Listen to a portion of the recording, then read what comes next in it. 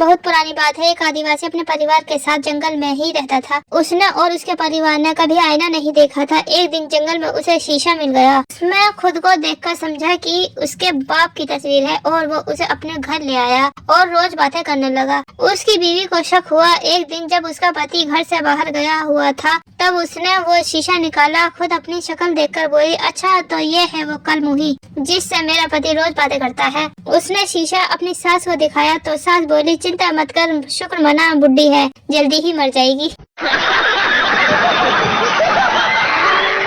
लड़की, मुझे तुमसे कुछ कहना है। लड़का, हाँ कहो ना। लड़की, समझ नहीं आता कैसे कहूँ। लड़का, कहो ना प्लीज। लड़की, मैं माँ बनने वाली हूँ। लड़का बीच में बात करते हुए चिल्लाया, नहीं ये नहीं हो सकता, कह दो ये झूठ है। यह कैसे हो सकता है, हमारा प्यार तो गंगा जल की तरह पवित्र है। लड़की बोली, बकवास बंद कर, अबे गधे पूरी बात सुन। मैं तेरी माँ बनने वाली हूँ। तेरे बाप ने मुझे प्रपोज किया है। एक बैंक के लूट के दौरान लुटेरे के मुखिया ने बैंक में मौजूद लोगों को चेतावनी देते हुए कहा, यह पैसा देश का है और जान आपकी अपनी। सब लोग तुरंत लेट जाओ। डर कर सब लेट गए। इसे कहते हैं माइंड चेंजिंग कॉन्सेप्ट। लुटेरे का एक साथी जो कि डिग्री होल्डर था, वह बोला, पैसे गिनने। मुखिया ने कहा, बेवकूफ, वो टीवी पर न्यूज में देख लेना। इसे कहते हैं एक्सपीरियंस। लुटेरे 20 लाख लेकर भाग गए। बैंक अधिकारी ने कहा, FIR कराएं। मैनेजर बोला, 10 लाख और निकाल लो और जो हमने 50 लाख का गबन किया है वह भी इस लूट में जोड़ दो। इसे कहते हैं अपॉर्चुनिटी। टीवी पर न्यूज आई, बैंक में 80 लाख की लूट। लुटेरों ने कई बार रुपए गिने पर 20 लाख ही निकले। उनको समझ में आ गया कि इतने जोखिम के बाद उनको 20 लाख ही मिले, जबकि मैनेजर ने बैठे बैठे 60 लाख यूं ही बना लिए। इसे कहते हैं corporate management. No no no no.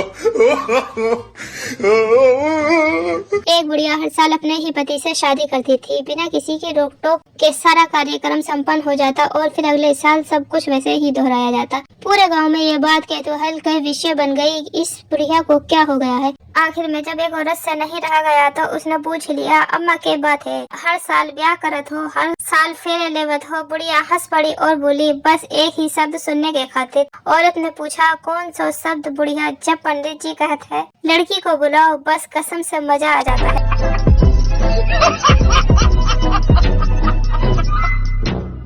एक पति का अपनी पत्नी के प्रति कितना सुंदर विचार। जज, आखिरी बार किससे मिलना चाहोगे? अपराधी, जी अपनी बीवी से। जज, क्यों? माँ बाप से नहीं मिलोगे? अपराधी बोला, जी माँ बाप तो मौत के बाद दूसरा जन्म लेते ही मिल जाएंगे, लेकिन बीवी के लिए फिर साला 25-30 साल इंतजार, एक अच्छी नौकरी, फिर बायोडाटा बनाना, फिर लड़की देखने जाना, लड़की के माँ बाप को पसंद आना, फिर सगाई करना, फिर गोद भराई, फिर कार्ड छपाई, फिर तिलक, फिर लेडीज संगीत, फिर बारात, फिर जयमाला, फिर एक चुटकी सिंदूर, फिर फेरे, फिर जूता चुराई, फिर विदाई, फिर बहु भोज, फिर रिश्तेदारों को गिफ्ट दो, तब जाकर मिलती है एक बीवी। बहुत लफड़े होते हैं साहब। अब ये ना पूछना जज का क्या हुआ, बस आप हंसते रहे, मुस्कुराते रहे। आज ऐसी बस से आ रहा था। मेरे बाजू वाली सीट पर एक युवक और एक युवती बैठे थे। दोनों एक दूसरे के लिए अजनबी थे। थोड़े समय बाद में आपस में बातें करने लगे। बातचीत उस मुकाम तक पहुंची जहां मोबाइल नंबर के आदान प्रदान होता है। लड़के का मोबाइल किसी वजह से ऑफ था तो उसने अपनी जेब से एक कागज निकाला, लेकिन लिखने के लिए उसके पास पेन नहीं था। बाजू की सीट पर बैठे हुए मेरा सारा ध्यान उन्हीं दोनों की तरफ था। मैं समझ गया कि लड़की का मोबाइल नंबर लिखने के लिए लड़के को पेन की जरूरत है। उसने बड़ी आशा से मेरी तरफ देखा। मैंने अपनी शर्ट की ऊपरी जेब में लगा अपना पेन निकाला और चलती हुई बस से बाहर फेंक दिया और मन में मोदी जी के शब्द याद किए, ना खाऊंगा ना खाने दूंगा।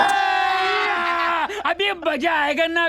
स्कूल में एक दिन टीचर संजू से, तुम बड़े होकर क्या बनोगे? संजू, मैं बड़ा होकर CA बनूंगा। सभी महानगरों में मेरा बिजनेस चलेगा। हमेशा हवाई यात्रा करूंगा। हमेशा 5 स्टार होटल में ठहरूंगा। हमेशा 10 नौकर मेरे आस पास रहेंगे। मेरे पास महंगे से महंगी कार हो। मेरे पास सबसे महंगी टीचर। बस संजू बस। बच्चों, आप सबको इतना लंबा जवाब देने की आवश्यकता नहीं है, सिर्फ एक लाइन में जवाब देना। अच्छा पिंकी, तुम बताओ, तुम बड़ी होकर क्या बनोगी? पिंकी, संजू की पत्नी। बेटा, माँ लव मैरिज करने से घर वाले नाराज होते हैं क्या? माँ, बेटा तू जरूर किसी चुड़ैल के चक्कर में होगा और ये सब तुझे उसी डायन ने कहा होगा। लड़कियां तो बस लड़कों को फंसाने में लगी रहती हैं, जहाँ अच्छा लड़का दिखा शुरू हो गई। बेटा इनसे बच के रहना, ये बहुत मक्कार और कमीनी होती हैं और इनका तो खानदान। बेटा बस माँ बस, ऐसा कुछ नहीं है। वो तो पिताजी बता रहे थे कि आप दोनों की लव मैरिज हुई थी। एक टैक्सी चालक को चलती हुई टैक्सी में बैठे पैसेंजर ने पीछे से ही कुछ कहने के लिए टैक्सी चालक के कंधे पर हाथ रखा ही था। चालक जोर से चीखा, घबराया और टैक्सी का संतुलन खो बैठा। टैक्सी का संतुलन बिगड़ने पर टैक्सी फुटपाथ पर चढ़ गई। पैसेंजर भी गलती से लज्जित था। टैक्सी ड्राइवर से माफी मांगी और कहा, मुझे नहीं पता था कि मेरे हाथ लगाने पर तुम्हारा ध्यान इस तरह भटक जाएगा। टैक्सी ड्राइवर ने चिढ़ने या नाराज होने की बजाय बड़ी विनम्रता से कहा, भाई आपकी गलती नहीं है। वो क्या है कि टैक्सी चलाने का आज मेरा पहला दिन है। पिछले 15 साल से मैं मुर्दे धोने वाली गाड़ी चला रहा था। एक बादशाह ने ऐलान करवाया कि तमाम शादीशुदा मर्द 2 लाइन में खड़े होंगे। एक लाइन में वो जो बीवी से डरते हैं और दूसरी लाइन में वो जो बीवी से नहीं डरते। बीवी से डरने वालों की लाइन लंबी थी, जबकि बीवी से न डरने वालों की लाइन में सिर्फ एक ही आदमी खड़ा था। बादशाह उस आदमी के पास गया और उसको शाबाशी देते हुए बोला, आप ये कैसे समझते हैं कि आप अपनी बीवी से नहीं डरते? आदमी ने जवाब दिया, मालूम नहीं जी, मुझे तो मेरी बीवी कहकर गई है कि इसी लाइन में खड़े रहना, बिल्कुल हिलना मत। ये क्या है? लड़का और लड़की पिकनिक पर गए। लड़के को वहाँ चोट लग गई और खून बहने लगा। वो लड़की की तरफ देखने लगा। बेचारा फिल्मों में बहुत बार देख चुका था, इसलिए सोचने लगा कि अभी वो अपना दुपट्टा फाड़ कर बांधेगी। लड़की लड़के की नजरों का मतलब समझ गई और बोली, बेटा सोचना भी नहीं, 6000 का सूट है। कौन है ये लोग? कहाँ से आते हैं? अगर आपको हमारे जोक्स अच्छे लगते हैं तो प्लीज लाइक और शेयर जरूर करें और कमेंट करें, और अभी तक चैनल को सब्सक्राइब नहीं किया है तो सब्सक्राइब जरूर कर लें।